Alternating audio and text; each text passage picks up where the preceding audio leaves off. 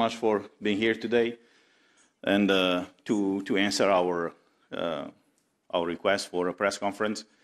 We are a group of MEPs, a small group of MEPs right now. Many others were not here today due to the circumstances that we're facing right now.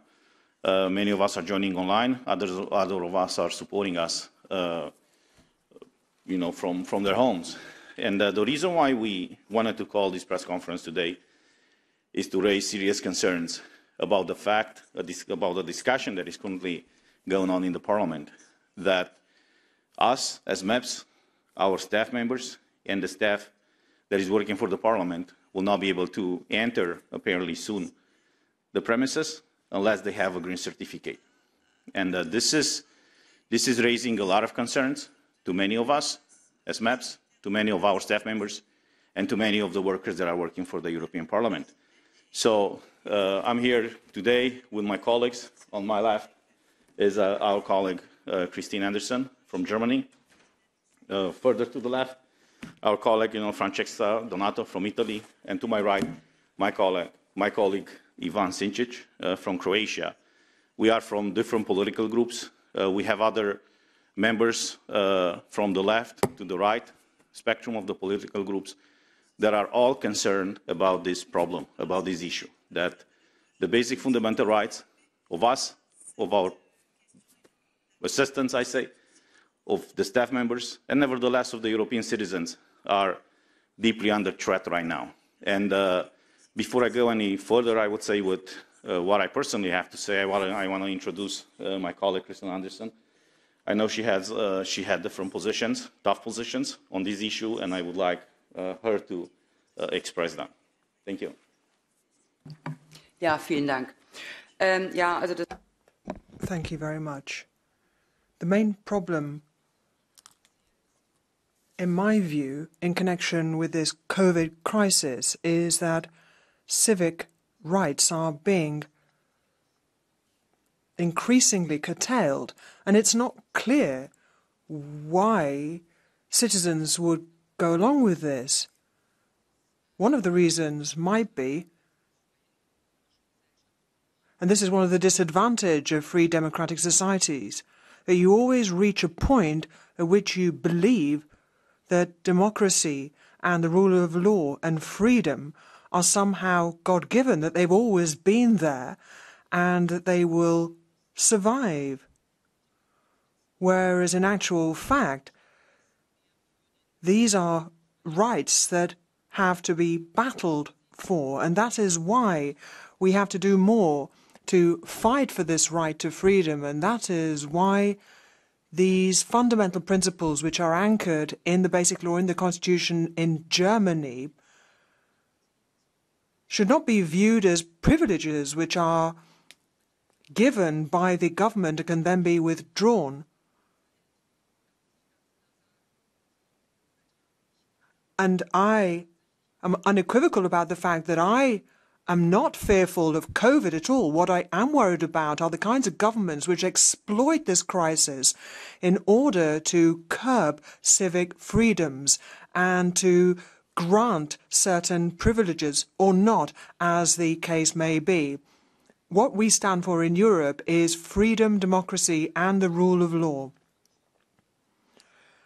And there can be no reason for those rights being curtailed by governments. That is the real problem here. That is a problem we need to deal with. Make it clear to the people of Europe that they should not tolerate this for a moment longer. Thank you. Francesca? Thank you very much to you all. It's very important for me to be here today.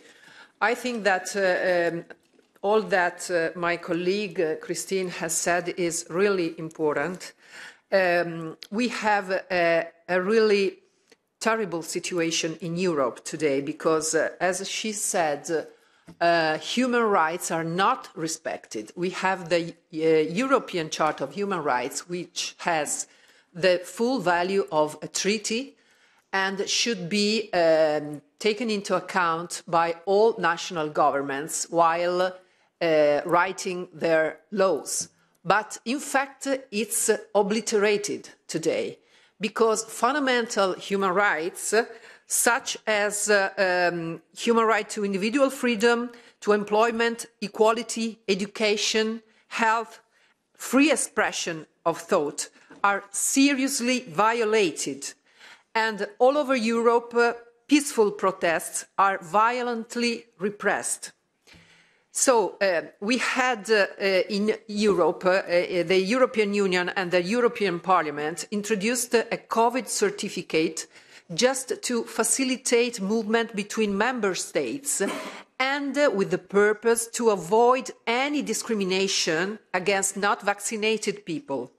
But whereas the Italian government and other national governments in Europe have introduced a compulsory COVID certificate for every social activity, such as entering public premises or traveling inside the countries, or for, in Italy, just also employment, university education, and so on. They just make a big discrimination between vaccinated people and unvaccinated, because we have the introduction of an absolute presumption of infectivity for non-vaccinated people and of non-infectivity for vaccinated people that are both scientifically unfounded. And so we are forcing citizens to receive invasive and risky health treatment, because the informed consent that citizens are obliged to sign to receive the vaccines is not free. It's a constrained consent. So even when people have medical contraindications for receiving vaccines, they are obliged to do that. They are forced to do it because they would lose the job, would lose their fundamental rights if they don't. And when these people have adverse effects, even very severe adverse effects, they don't receive any free assistance. Even the reports of adverse effects are very rare. So the data of adverse effects that we can read on papers are just underestimated. So we have a medical issue which has turned into a democratic issue. We must today, I think, all stand for the defense of human rights in Europe. And we must do it all together, and we must do it now. We can't wait any longer, because a lot of people are suffering, are losing their jobs. A lot of families are losing their right to have money to live. And this involves not only national citizens, such as Italians or French people, but also foreign ones who work and live in other countries in the European Union, where the right of establishment for workers and the right of circulation is one of the founding rights of the European unity and the European Union. So I call for stopping violently repressing demonstrators, just listening to demands from people, and let's give back to people their right to live a full life with all the human rights, without any more distinction between vaccinated and unvaccinated people. Let's treat everybody as human beings, as our Chart of Human Rights obliges us to do. Thank you. Thank you, Francesca. Ivan, you have the floor. Thank you very much. Thank you all for coming. I'm Ivan Vilibar Sinčić, member of the ENVI Committee, Environment, Public Health and Food Safety. And all of these documents about managing COVID crisis went through our committee. I can freely say that. And I must say that it is really sad to see our freedoms, rights, and rule of law endangered in Europe today. Unfortunately, in some countries, you cannot keep your job without a digital green certificate. You cannot enter a public building without DGC. You cannot enter a shop without a DGC. We are facing now, on the contrary, more and more evidence in practice and more scientific research and evidence that people carrying DGC can indeed infect other people. DGC is a license to spread and infect. Unfortunately, DGC gives a false sense of security.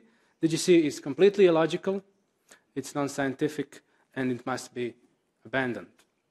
I fully support the staff of the European Parliament in their positions, the positions of non-discrimination, non-segregation, the freedom to come to the workplace. This is their workplace, along with us, the MEPs. The implementation of proportional and adequate sanitary measures, the vaccine not being compulsory. 100% teleworking offered for vulnerable staff, free and informed consent, as my colleague said, which are prescribed with various international documents from Oviedo Convention, Nuremberg Code, resolutions of Council of Europe. We have Council of Europe right there, a few meters from this Parliament building. Free and informed consent, a right which belongs to individual freedoms to decide whether or not to say yes or no to a medical act of any kind, medical treatment of any kind.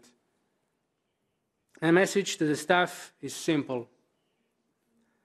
You're not alone, and fight for your rights, and we are fighting along with you. Thank you. Thank you, Ivan.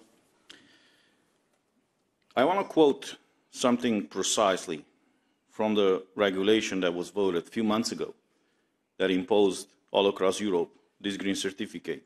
The paragraph 46 of that regulation states the following, and I quote, "This regulation respects the fundamental rights and observes the principles recognized in particular by the Charter of Fundamental Rights, including the right to respect for private life and for family life, the right to the protection of personal data, the right to equality before the law and non-discrimination, the right to free movement, and the right to an effective remedy. Member States should comply with the Charter when implementing this regulation." This is what was stated in this regulation, and this is what was voted, and what was agreed out of the trialogue.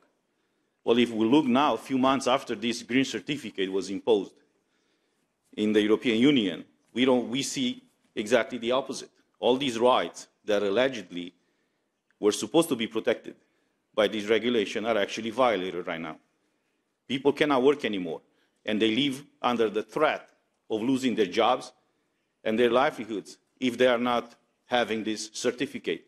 I have a colleague here from Italy. We have about 1 million and a few 100,000 Romanians in Italy, many more Polish, many more Bulgarians and other people from Eastern Europe. They are all citizens of this European Union with equal rights. I have to tell you that in the past few weeks, I'm bombarded with petitions from people in Italy, from people in France, from people in Spain, concerned that they will be losing their jobs if they don't have this green certificate. The problem is many of these people already had COVID-19. They have proof that they have the antibodies, the natural antibodies, and nobody cares.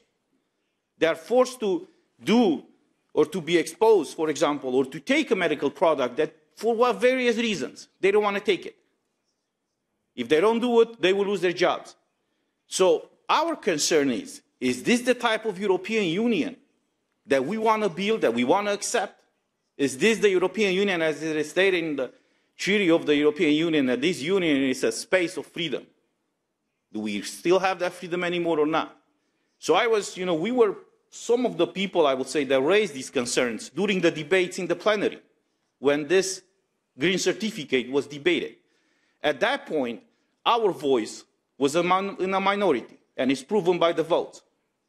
The problem now is more and more people in Europe are affected by the decision made even by this House.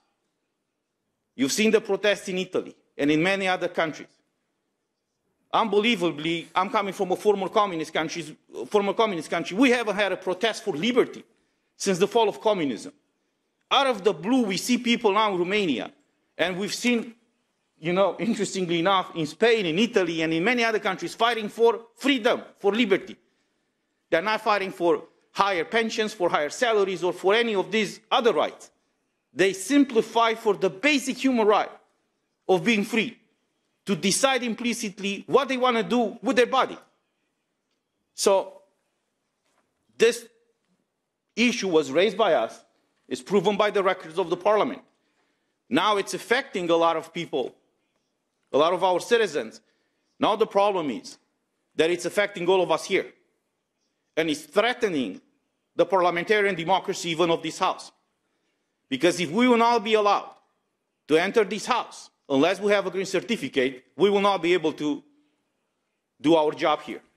But along with us, it's our assistants and our staff members. I have to tell you that us and many others of us were contacted anonymously, you know, or off the record, I would say, by many of the staff members who are deeply concerned. People that work for this House for decades. They have a family, they have mortgages, credits in banks. And now they live with this threat that sooner than later, if they don't have this green certificate, they will be losing their job. But they haven't done anything wrong. This is the absurd situation. Many of them already went through this insane illness that killed so many people. They have proof that they developed a natural immunity. And for some reason, unknown reason, illogical reason, non-medically proven reason, they will be faced with losing their jobs unless they have a green certificate. It is not fair to them. It is not fair to the citizens of this union. And it's not fair to all of us. You know, we were elected here to represent our citizens. We have our assistants, you know, who are helping us to serve our citizens. But nevertheless, there are thousands of people working for the Parliament, for the Commission, for the Council. Without them, we will not be able to do our jobs. They are the unknown people that are actually carrying everything that we do here and everything that we have here. And just this stress to come to work every day, to be threatened, to be afraid that you might lose your job because you don't have a certificate that is not certifying anything. Because clearly if you're vaccinated, you can get COVID and you can spread the virus. I mean, it's proven already. And if you have a negative test, that is just proving that at the moment when you got the test, you were negative. But it doesn't mean when you leave the office or the testing place, you might not get infected and infect other people. Interestingly enough, in the Parliament, and this is the absurd situation, we all agree that if you have proven of natural immunity, you should be allowed to travel free. They removed that from the regulation. So now, healthy people cannot exercise their basic fundamental right. So an idea or a regulation that started with the idea in mind to facilitate freedom of movement, now it's a tool, I would say, used to condition your right to work, your right to eat, your right to travel, your right to personal life, and many other things. So the reason why we had this press conference is to express through our voices the concerns of us, the concerns of our staff members, and nevertheless the concerns of hundreds and maybe thousands of people that are working in the Parliament, in the Council, and many other European institutions. We are here for you, and we will fight for you.